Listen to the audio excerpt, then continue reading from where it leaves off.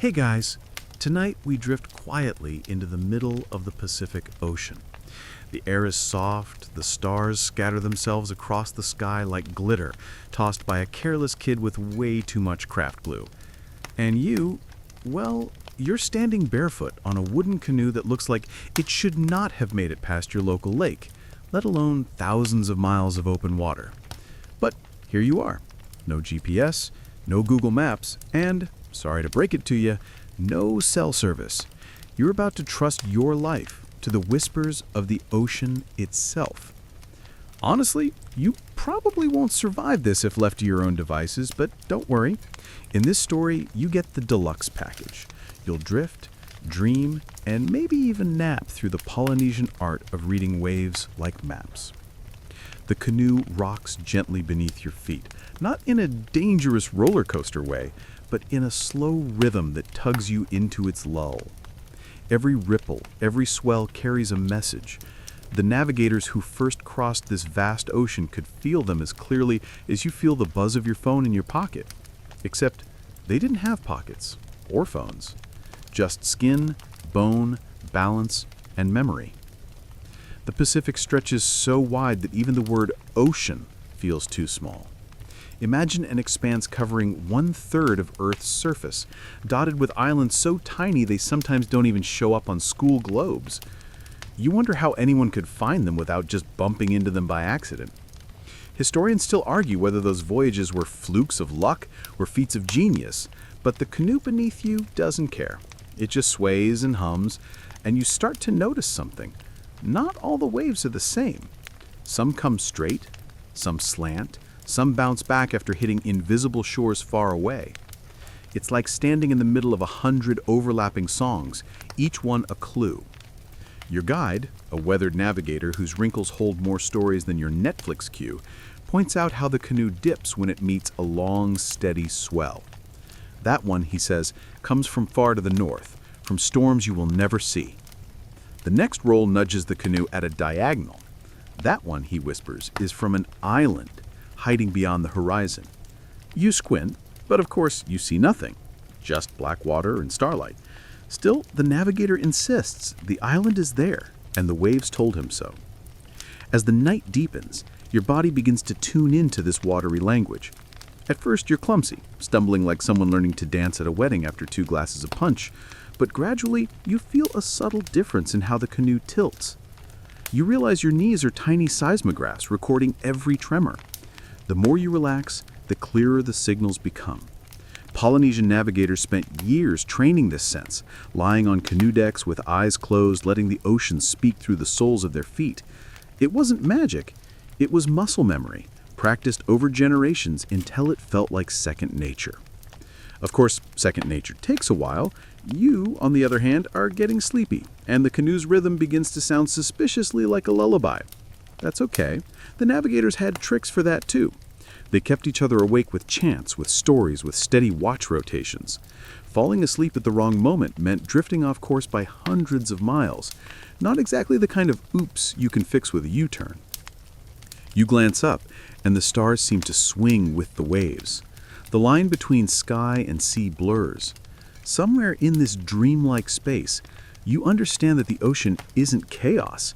It's patterned, ordered, almost polite in how it repeats itself. Swells born from distant storms march across the water in straight lines, and those lines bend and bounce when they meet islands. The navigators remembered those patterns like you remember the way home from your kitchen to your bedroom in the dark. Reliable, reassuring. One mainstream fact here, Polynesian navigators voyaged thousands of miles using nothing but these cues, reaching places like Hawaii, Aotearoa, New Zealand, and Rapa Nui, Easter Island. That's an oceanic triangle so big it makes Europe look like a postage stamp. Quirky tidbit: some oral traditions even suggest navigators could sense islands by watching the flight of dolphins or noticing the glitter of phosphorescent plankton disturbed by the swells. Historians still argue whether these tales are exaggerations or evidence of sensory skills we modern folks have lost. The canoe tilts again, steady and sure. The ocean hums beneath you like a giant sleeping creature, and you realize that for Polynesians, this wasn't just travel, it was survival, culture, identity. Every voyage carried families, animals, crops, and stories. Every successful arrival was proof that humans could read the sea as easily as reading a bedtime story. The sky grows lighter, a smudge of dawn on the horizon, and you're still drifting. Somewhere, beyond that invisible line, lies land. You can't see it yet, but the waves already told you it's there. You just need to keep listening. The sun crawls up from the horizon like it overslept its alarm, and you blink against the golden light spilling across the waves. Your canoe glides steadily, pulled forward not by sails or engines, but by the rhythm of paddles and swells. The navigator beside you doesn't even squint at the brightness. He's too busy staring at the water, which seems to tell him more than any sunrise ever could. Now that you've been on the canoe for a while, you begin to notice something odd. The ocean isn't just water with bumps. It's a layered tapestry of swell patterns, stacked and tangled like spaghetti on a plate. Some swells are big and slow, lumbering across the surface with the patience of a grandfather who tells stories in 6-hour installments. Others are smaller, twitchier, coming from strange angles like uninvited guests at a party. Each of these swells is born far away, some from storms hundreds of miles off, others from winds that barely ruffled palm leaves on a distant shore. The navigator explains that Polynesians learned to recognize and name these swells. There were dominant swells, the kind that rolled on for days with such consistency that they felt like highways carved into the sea. Then there were cross swells, bouncing in from other directions, often betraying the presence of land. If you've ever tried patting your head and rubbing your belly at the same time, you know what it feels like trying to track 2 or 3 swells at once. And yet, these navigators balanced all of them in their minds, mapping an invisible ocean of pathways. Historians still argue whether this knowledge was developed systematically, like a science, or more intuitively, like an art. Some say navigators were practical meteorologists, reading winds and swells with experimental precision. Others believe it was more poetic, an inherited wisdom wrapped in songs, chants, and metaphors about ancestors riding the waves. You don't need to decide which side is right. You're just trying not to fall off the canoe while your legs feel like tuning forks vibrating to the sea's hidden frequencies. Here's a mainstream fact. Swells don't just travel in random chaos. They can carry energy across thousands of miles without losing their basic shape, which means a storm in the Aleutians can send its echo to Hawaii. That's why Polynesian navigators could detect a north swell in a southern sea. Quirky tidbit? In some oral traditions, navigators describe the ocean as having bones and veins, as though it were a living body. The main swells were bones, strong and steady. The cross swells were veins, pulsing with direction and life. You're standing on a giant watery skeleton, and suddenly it feels a little eerie. The canoe rocks, and your guide points toward a faint line where 2 swell systems collide. It looks like nothing to you, just another shimmer on the water, but he assures you it's a crossroads. This, he says, is where 2 worlds meet. If you follow the sharper one, it leads to an island. You stare until your eyes ache, but still see nothing. You've probably stared harder at your phone, waiting for Wi-Fi bars to show up. Same energy. You crouch low on the canoe, closing your eyes, trying to feel what he feels. Slowly, you detect a pattern. The canoe rises, falls, and then receives a smaller, quicker nudge from the side. Rise, fall, nudge. Rise, fall, nudge. It's like someone tapping a drum beat into your ribs. You think, Maybe this is what it's like to read the ocean, not seeing, not hearing, but letting your entire body become the page. The navigator chuckles softly, like he knows what you're figuring out. He tells you that in the old days, apprentices would lie flat on the canoe deck, eyes shut, absorbing the sea's messages through skin and muscle. Sometimes they trained for days, letting hunger, fatigue, and the ocean blur into a single hum. You shift uncomfortably, realizing you can barely focus on one incoming text message while sitting comfortably on your couch. These navigators memorized swells across hundreds of miles. You suddenly feel very land person. But before you can wallow in self-doubt, a seagull circles overhead. The navigator smiles. Even the birds follow the same paths, he says. You notice how the bird kilts its wings, gliding with the same rhythm as the waves. Everything, bird, boat, water, you, moves to the same choreography. For a moment, you imagine the Pacific not as a giant, scary void, but as a giant rolling map, already charted if you only learn to feel it. By midday, the swells are clearer than ever. The ocean is no longer random, but layered with meaning.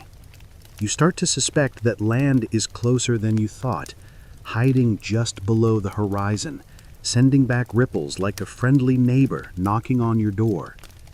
And just as you begin to daydream about stepping onto solid ground, the canoe tips slightly, not dangerously, just enough to remind you that the ocean is still in charge. The navigator grins, eyes sparkling in the sunlight. He says, "The ocean is speaking. You're finally learning how to listen." The afternoon sun is high, and the canoe glides forward as if drawn by invisible strings. You wipe the sweat from your forehead, though honestly, most of it is probably just salt spray. The navigator hasn't said much in the last hour. He sits calmly, eyes half closed, like someone listening to a podcast only he can hear. The podcast is, of course, the ocean, and the playlist never ends. You shift your stance on the canoe. At first, the floorboards felt just like, well, wood. Now, after hours of rocking with the swells, the boards feel like amplifiers, transmitting every tiny change in the sea. You're starting to understand the first great secret. To navigate the waves, you don't just look with your eyes, you listen with your body. The canoe lifts. It dips. It shivers slightly, as if brushing against something you can't see. Your guide taps his foot against the deck, encouraging you to pay attention. The ocean, he murmurs, speaks most clearly when you are still. So you stop fidgeting. You breathe. You feel the sway travel up your calves, into your knees, through your hips. Before long, you're aware of every subtle tilt, like a human gyroscope. It's unnerving, but also strangely comforting, as if the sea is cradling you in its enormous arms. Mainstream fact here, navigators were trained to memorize how different swells felt against their canoe. Some came in long, rolling intervals of 15 seconds or more, deep ocean swells from far-off storms. Others bounced back quickly, the short echoes of nearby reefs or islands. A trained navigator could stand with eyes shut and say, "That one is from the east, and it has an island hidden behind it." Imagine pulling that trick at a party. You'd either be called a genius or told to drink some water and sit down. You stretch your toes against the canoe floor, realizing your feet are learning too. Each bump, each vibration hums differently. The navigator explains that some apprentices were told to lie flat across the canoe, arms spread, and just feel. They became like tuning forks, resonating with the sea. Quirky tidbit, some traditions say navigators even used their teeth, biting gently on a piece of wood to feel the vibrations of the hull. It's a bit like ASMR, only instead of whispering voices, it's 20-foot waves. comforting in a terrifying sort of way. The navigator suddenly rocks his hips side to side, demonstrating. When the canoe shifts this way, you know the swell is steady. When it shudders differently, you know another swell is crossing it. He leans back, almost reclining, as if listening with his whole skeleton. You copy him, feeling ridiculous, but the truth is, it works. You sense the shift, the double rhythm, the way the boat tells a story in bumps and nudges. Historians still argue whether this embodied knowledge was more science or spirituality. Was it a carefully codified technique repeated until it became a physical language? Or was it a sacred gift, something only passed down through certain bloodlines, whispered in ceremonies with chants and offerings? You rock with the canoe and realize it's both. The body is the instrument, but the culture is the song. A flying fish leaps from the water, skittering across the waves like a stone skipped by an overenthusiastic uncle. You chuckle, and the navigator chuckles too. The fish know the swells as well as we do, he says. You can't tell if he's joking or dead serious. Probably both. By late afternoon, your body feels oddly tuned, like you've been upgraded from land mammal to slightly competent sea creature. Your shoulders loosen. Your breathing slows to match the swell intervals. Even your heartbeat seems to find a rhythm with the ocean. It's not mystical. It's biology. Human bodies adapt. But it's also deeply soothing, as though the Pacific has accepted you into its steady embrace. Then, of course, your stomach growls loudly, ruining the moment. The navigator laughs, handing you a piece of dried breadfruit. Even the best navigator cannot read the waves on an empty stomach. You chew, imagining ancient apprentices doing the same, half starving, half dreaming, half convinced the canoe floor was whispering their name. As twilight creeps in, you lie back across the deck. The horizon melts into pink and gold, and the waves keep speaking. Your body, tired but awake, feels like part of the canoe now. You've stepped into a conversation older than maps, older than compasses. You don't need instruments. You don't even need sight.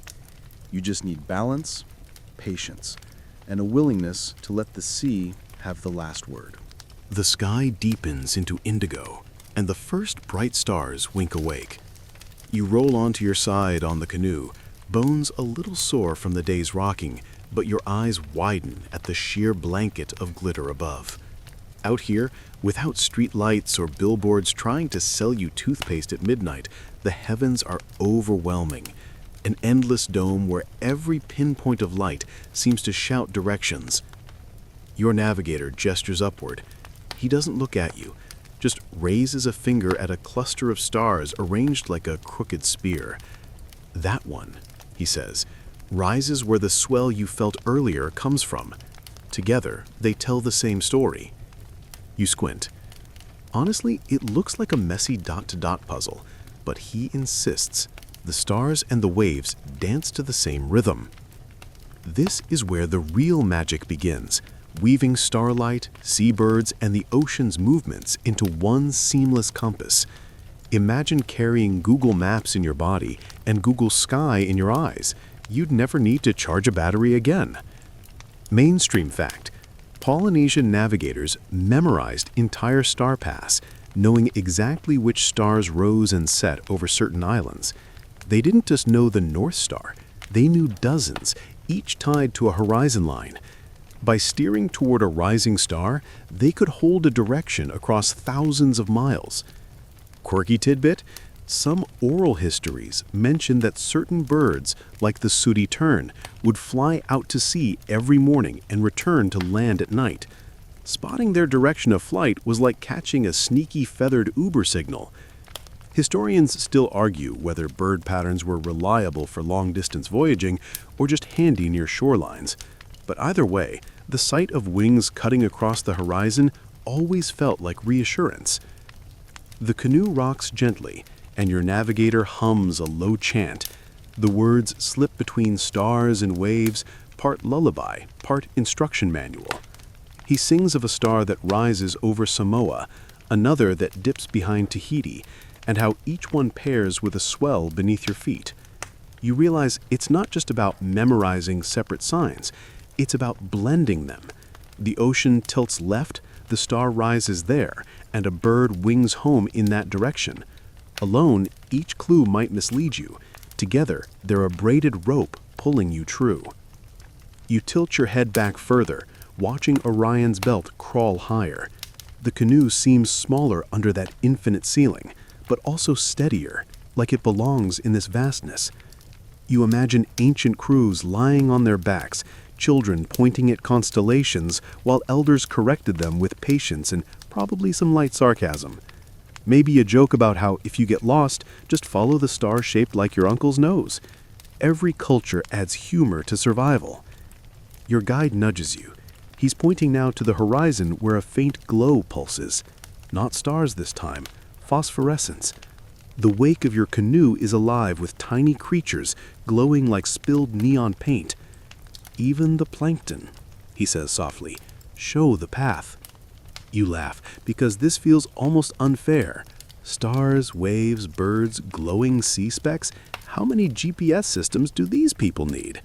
Meanwhile, you get lost in your own neighborhood if a streetlight goes out. Historians still argue whether these navigational systems were passed through rigid instruction or just layered storytelling. Was there a fixed syllabus like Waves 101 and Advanced Constellations? Or was it more like an apprenticeship where you picked up clues while paddling alongside someone older, soaking it all in until it clicked? Either way, it's clear that this wasn't just knowledge. It was culture, identity, even spirituality. The night grows darker, stars sharpen. The canoe hums beneath you. You're starting to see how everything interlocks. The steady roll of swells under your spine, the silent arcs of constellations overhead, the sudden swoop of a seabird that proves land isn't too far. You breathe in deeply, salty air filling your chest, and for the first time, you don't feel lost. You feel guided. Then, a thought hits you. What if your Uber driver used this system? Oh, you want to go downtown? Great, I'll just follow that bright star until it dips behind the coffee shop. You smile, realizing the absurdity, and yet, for Polynesian voyagers, it worked. For centuries, it worked. You close your eyes, letting the chant of the navigator blend with the splash of paddles, the creak of wood, the hiss of the sea. The dance of stars, birds, and waves becomes a lullaby, and in that lullaby, you feel carried, safe, exactly where you need to be. The night rolls on, the stars drifting across the dome of the sky like a cosmic slow parade. You shift upright on the canoe, legs stiff, and the navigator finally reaches into a bundle tucked against the outrigger. Out comes what looks, at first glance, like the world's most complicated popsicle stick project. It's a palm stick chart, a spiderweb of curved sticks lashed together with coconut fiber. You lean closer, and he holds it with both hands as though it's more fragile than glass. This is not a map the way you think of maps. There are no labels, no islands neatly outlined, no "you are here" arrow. Instead, the sticks curve and crisscross to show how waves bend and meet around unseen islands. Small shells are tied to the frame, marking island groups. You blink at it, baffled. To you, it looks like modern art. To him, it's a full-blown navigation textbook. Mainstream fact. These stick charts were called Rebelib or Matang in the Marshall Islands, one of the few regions where physical versions were made and preserved. They weren't carried on voyages so much as studied on land, a teaching tool to train memory. The real map always lived in the navigator's mind. Quirky tidbit? Some Western explorers who saw these charts in the 19th century dismissed them as childlike toys, completely missing that they encoded thousands of miles of wave knowledge. Joke's on them. You're literally sitting in the middle of the Pacific, trying not to tip over, and the toy just might save you. The navigator explains how each curve represents a swell and how the intersections show where those swells cross or deflect. He traces one stick with his finger. Here, he says softly, is the pattern of waves when an island pushes them back. When you feel this bump beneath the canoe, you know the island is close. You shiver a little at the thought, the ocean whispering landfall long before your eyes can see it. But stick charts were only part of the system. Memory was everything. Navigators trained with chants, stories, and what today you might call memory palaces. You imagine an apprentice lying in the dark, reciting a litany of star names, swell patterns, and bird behaviors, embedding them into rhythm so deep that even in sleep the brain rehearsed them. Historians still argue whether these chants were more practical or ceremonial, but in truth they served both.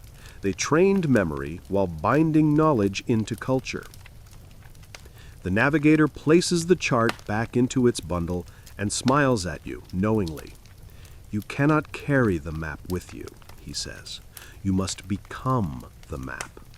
That line lands with the kind of weight usually reserved for movie trailers. You realize this was the trick. The map wasn't a thing. It was a living archive inside a person's body and mind, carried across generations. You lean back, thinking about your own memory. You can barely remember the Wi-Fi password your roommate set 3 years ago. These navigators remembered entire ocean basins. They remembered rising and setting stars, wave intervals, seasonal currents, bird migrations, even the precise smell of certain islands carried by the wind. The ocean, it seems, was a library, and they had checked out every book. The canoe rocks, and you clutch the edge instinctively. The navigator chuckles. Memory is the only anchor. Forget, and you drift. You try not to take that personally, but it feels uncomfortably accurate for life in general. The moon rises, pale and heavy. It illuminates the water so the swell lines look like silver highways stretching forever. You imagine laying the stick chart over them, the curves of palm wood becoming the very ripples pressing against your skin. For a moment, you almost believe you could guide this canoe yourself. Almost. Then the canoe lurches a little harder than expected, and you grab for the outrigger with both hands, heart racing. The navigator bursts into laughter. Becoming the map takes time, he says gently, and fewer flailing arms. The embarrassment fades quickly, replaced by calm, because now, even with your eyes shut, you can sense it. The waves drawing paths, the stars sketching ceilings, the canoe humming like a note in a song you're just starting to learn. The memory is slowly, quietly becoming yours. The moon climbs higher, and with it the night settles into that slow, drowsy rhythm where the ocean feels endless and time stretches like saltwater taffy. You're half sprawled on the canoe deck when the navigator clears his throat and begins a story, not in the way a teacher opens a textbook, but in the way an elder slips into memory, words floating as easily as the swells around you. He tells of Maui, the trickster and hero, who once fished islands out of the sea with a magical hook. You picture it vividly, a wiry figure leaning over a canoe, line taut, yanking entire archipelagos from the deep. It's not meant as geography. It's a reminder that the sea gives and shapes land, that islands and waves are bound together like siblings. The navigator smiles knowingly, as if he's told this story 1,000 times to keep restless apprentices awake on long nights. This is another layer of your training. Legends carried by canoes. Knowledge wasn't just raw data. It was wrapped in narrative, stitched together by myth and metaphor. Mainstream fact. Oral traditions across Polynesia preserve navigational wisdom in the form of stories, genealogies, and chants. These weren't just entertainment, they were mnemonic devices, anchoring practical knowledge in tales people would remember. Quirky tidbit: some chants compared certain swells to the movements of sharks or the wiggle of eels, making them far easier to recall at sea. Historians still argue whether Polynesians thought of the ocean as an obstacle or a highway. The stories make the answer obvious.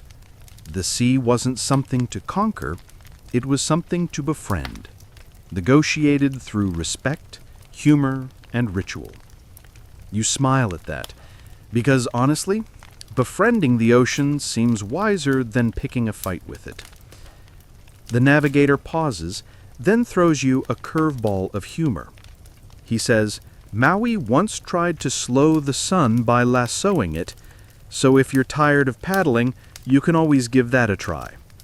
You laugh, imagining yourself in gym shorts with a rope, trying to rope in a fireball 93 million miles away. It's both ridiculous and oddly soothing, the kind of image that settles into your dreams like a mischievous cat curling at your feet. The stars wheel slowly. The canoe rocks.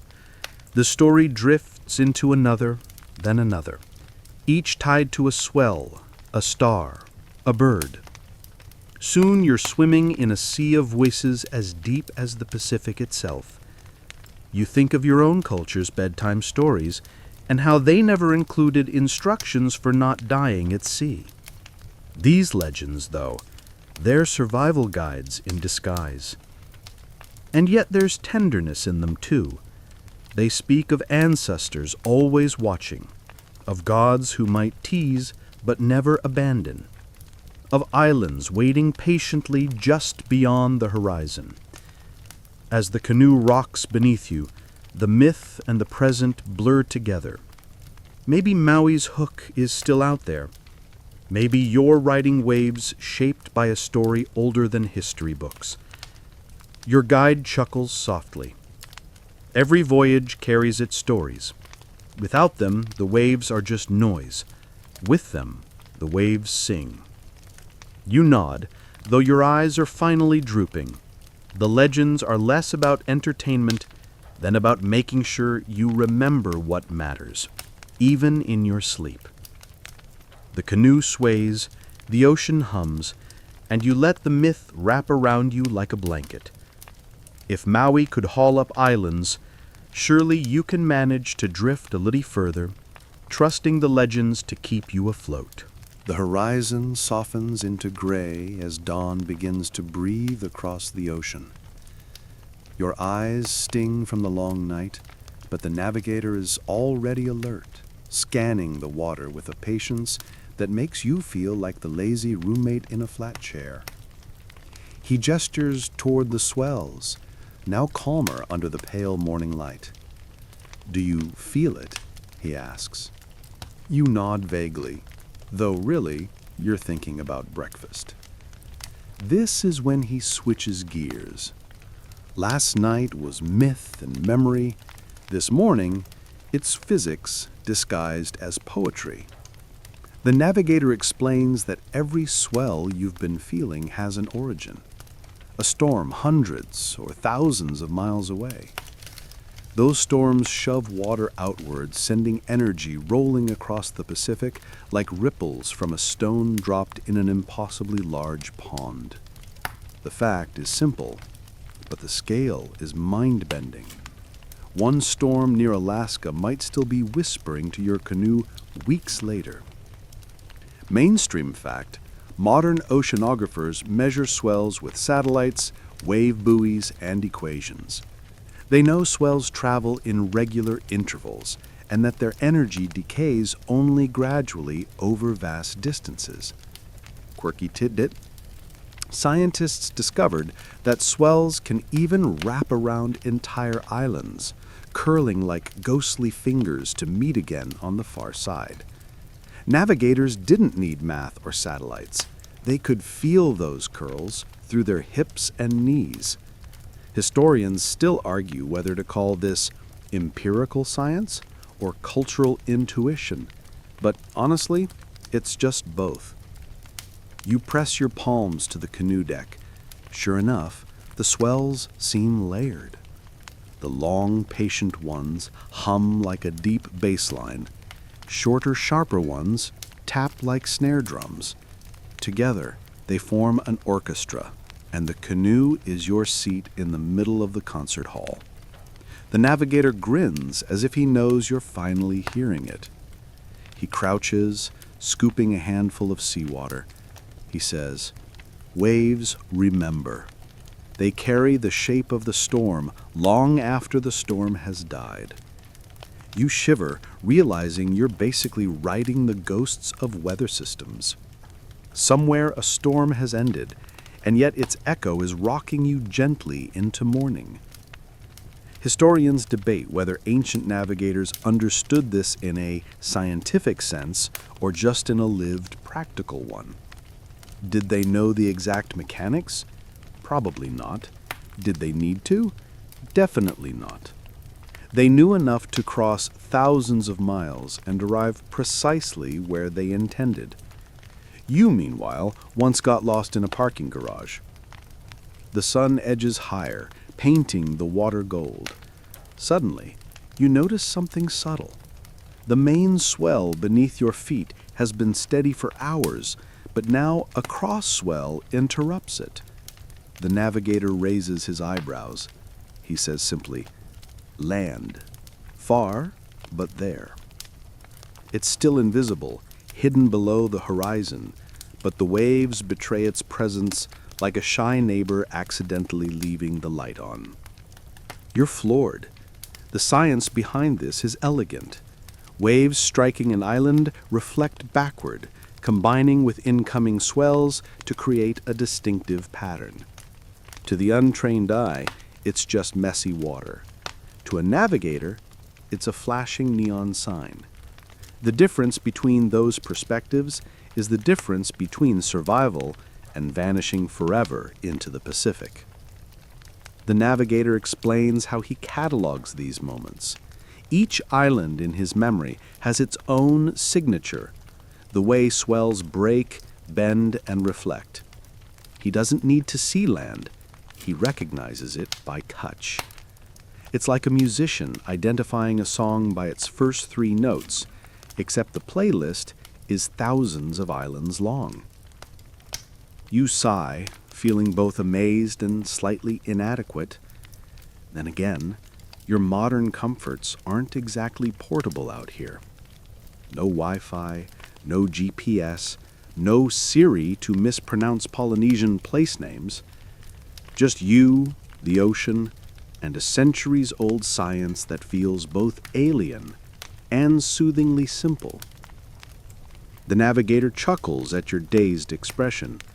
He says, "Science is not separate from story. The waves are both numbers and ancestors." You let that sink in. The ocean is physics, yes, but it's also memory, myth, and identity. It's as if Newton and Maui collaborated on a textbook. The canoe rocks and your eyelids grow heavy again. You wonder how anyone could sleep through this watery concert, but somehow your body manages it. The swells cradle you, the science reassures you, and the knowledge that waves remember makes you feel like you're floating inside the memory of the earth itself. The sun is higher now, glaring off the water so bright it makes you squint like you've just stepped out of a dark movie theater. The navigator sits cross-legged, calm as ever, while your brain feels scrambled eggs from lack of sleep. He finally speaks. "People say our ancestors were blown here by accident. Do you believe that?" You shift uncomfortably. Honestly, it seems like a fair guess. Thousands of miles of empty ocean. Maybe they drifted, maybe they got lucky. But the navigator shakes his head, smiling as if you've just suggested that people discovered America by tripping over it. We knew where we were going, he says, almost teasing. Mainstream fact: scholars have long debated whether Polynesians spread across the Pacific deliberately or by chance. For decades, many outsiders believed in the drift theory, that canoes were accidentally carried by storms and currents. Quirky tidbit?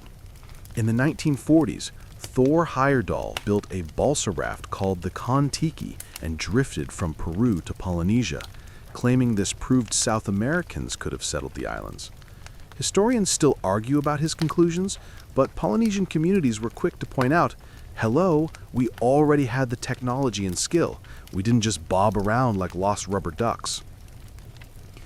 The navigator's grin widens. Accident? No. We followed the waves. He gestures to the horizon where the swells split and rejoin. You close your eyes and try to feel it again. The long, steady push of the primary swell, interrupted by a cross-current that doesn't belong. It's not chaos. It's a clue. Still, you wonder, how could they possibly plan voyages across thousands of miles with no written charts, no compasses? The navigator seems to hear your doubt. He hums softly, a rhythm that matches the canoe's rocking. Our maps lived in our heads, he says. Our compasses were in the stars, the birds, the waves. You think about it. For centuries, Western historians underestimated these skills because they didn't look like what they were used to. No paper maps, no sextants, no notebooks full of coordinates, just memory, chant, and practice. But memory doesn't wash away in the rain. A chant doesn't sink when the canoe tips. Suddenly, the Polynesian method seems more resilient than all the gear you've ever owned. The debate goes on, though. Historians still argue whether every voyage was deliberate or if a few lucky accidents also played a role. Some suggest early explorers stumbled onto islands and then perfected their navigation later. Others argue that the sheer consistency of settlement patterns, Hawaii, Aotearoa, Rapa Nui, proves systematic intent. Either way, sitting here with the navigator, you feel the deliberate skill humming in every wave. The navigator leans back, chuckling. You think we are gamblers? No, we are librarians of the sea. It's a line so smooth it almost sounds rehearsed. You laugh, imagining a canoe stocked with bookshelves, everyone whispering, shh, while paddling. As the day warms, the debate shifts in your head. Accident versus intent, drift versus design, it all feels too small when you're out here. The canoe, the waves, the stars overhead, they're not accidents, they're patterns. And people who learned those patterns could repeat them generation after generation. You remember how last night the legends wrapped lessons in story. This morning the waves wrapped science in rhythm. Now the navigator wraps history in humor. It's not about winning an argument. It's about proving with every mile of water under the hull that human beings could cross oceans not by luck, but by listening. A seabird swoops low, white wings glinting in the sun. The navigator points. That one goes home tonight, he says. You track it until it vanishes in the glare, feeling a sudden surge of confidence. Not yours, his. Confidence carried across centuries, across debates, across doubters. Confidence that the Pacific is not empty, but full of roads waiting to be read. And as the canoe rocks on, you feel yourself drifting not into uncertainty, but into the certainty of their certainty, which is ironically the most soothing drift of all. The sky fades into a gentler blue as the afternoon wears on, the light softening, shadows stretching across the surface of the water. You're beginning to feel like part of the canoe itself, salt in your hair, rhythm in your legs, and an ocean-sized lullaby under your spine. The navigator hums again, but this time it's not a myth or a chant, it's a song you don't recognize, steady and low, like the ocean breathing through him. He tells you that for a long time, people nearly forgot how to sing these songs. Voyaging canoes lay abandoned, knowledge eroded by colonization, by the arrival of new tools, by the steady drum of modernization. But then, like waves returning to shore, the knowledge began to rise again. Mainstream fact, in the 20th century, there was a cultural renaissance of Polynesian voyaging. The most famous example was the hokulea, a double-hulled canoe built in Hawaii in the 1970s. Navigators like Mau Piailug from Micronesia passed on their knowledge, guiding the canoe thousands of miles without instruments. That voyage didn't just prove the old skills worked, it reignited pride, identity, and connection across the Pacific. Quirky tidbit: when Hokulea first set out, some skeptics thought it wouldn't even make it past the horizon. Instead, it voyaged to Tahiti in 1976, welcomed by tens of thousands in celebration. Historians still argue whether that renaissance was more about cultural pride or scientific demonstration, but you realize it doesn't matter. It was both. The navigator smiles as if he's remembering those moments. "The ocean is patient," he says. "Even when people forget, the waves remember." His words sink deep. You imagine centuries of silence, then suddenly a canoe sliding into the water again, chants rising, young navigators closing their eyes to feel the swells just as their ancestors did. A chain unbroken, even if hidden for a while. You lean back, hearing the creak of the hull. For the first time, you picture this canoe not as a relic, but as a future. Children laughing at the bow, elders teaching with stories, the map living in memory once more. The revival wasn't just about proving that navigation worked, it was about proving that identity could survive even across centuries of suppression. Historians debate whether skills like these can ever be fully revived. Without unbroken generations of training, some say pieces of the knowledge are inevitably lost. Others insist that as long as the waves are still here, people can relearn their language. Sitting on this canoe, you lean toward the second view. After all, the ocean hasn't forgotten. Why should people? The navigator suddenly slaps the side of the canoe, startling you. He grins. "Don't drift off yet," he says. "We still have far to go." His humor is gentle, but it hits home. You were on the edge of a nap. Still, you smile because you know naps are half the point of this channel. As the canoe rides onward, you sense the weight of history.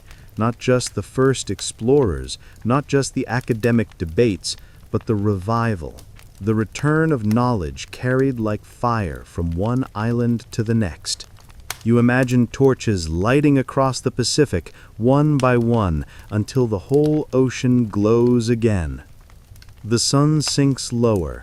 The sea flattens, calm and glassy, reflecting orange and pink. The canoe drifts as if suspended between two skies, one above, one below. You close your eyes and hear the hum of the navigator. It isn't just his voice, it's the echo of ancestors, the murmur of waves, the whisper of knowledge that refuses to die. For a long moment, you feel suspended in time, past, present, and future, floating together, carried on the swells. Revival isn't about looking back. It's about staying afloat, steady and sure, wherever the waves decide to take you. The last light of the day melts into the horizon, the sea darkening until it becomes a mirror for the stars. You lie on your back across the canoe, arms spread, as though you might drift right off into the Milky Way itself. The navigator is silent now, watching the sky with an expression that feels both timeless and patient. You realize there's nothing more to explain, only the crossing left to make. The canoe rises and falls with the deep, slow rhythm of ocean swells. Your body has learned their language by now, the steady roll, the subtle nudge, the faint shiver of cross currents. Each motion is a syllable, and together they form a sentence that tells you where you are, where you've been, and where you're headed. The sea has stopped being a blank. It's a book, written in ripples, and at last you can almost read it. Mainstream fact: Polynesian voyages connected an area larger than any empire of the ancient world, linking islands across 10 million square miles of ocean. This wasn't accidental drift, it was mastery, deliberate and astonishing. Quirky tidbit? Oral traditions sometimes describe canoes as having their own minds, guiding their crews like loyal companions. Historians still argue whether such metaphors were purely poetic or hints of a worldview where human and vessel were inseparable. But lying here, you understand how it could feel true. The navigator adjusts the steering paddle with a quiet grunt. His silhouette blends into the night, but his presence feels solid, anchoring. You remember every layer you've learned: swells beneath you, stars above, birds at dawn, legends humming through chants, stick charts woven into memory, science pulsing in the rhythm of waves, revival lifting lost voices back to life. It all converges here, in this moment where you are both student and passenger. The canoe slides onward, the water glowing faintly with phosphorescence. Each crest leaves a streak of blue-green light, like brushstrokes on an infinite canvas. You smile at the thought. Even the plankton are cheering you along. The Pacific doesn't feel empty anymore. It feels full, alive, brimming with signals, guides, and stories. The navigator finally speaks, his voice barely louder than the breeze. The ocean is a cradle. If you listen, it will carry you home. His words linger in the air, wrapping around you like a blanket. You exhale slowly, tension dissolving from your body. The swells cradle you, rocking with the patience of centuries. You close your eyes, surrendering to the crossing. The canoe hums, the stars drift, the waves write their endless lullaby, and you let yourself drift with them toward whatever shore waits just beyond the horizon.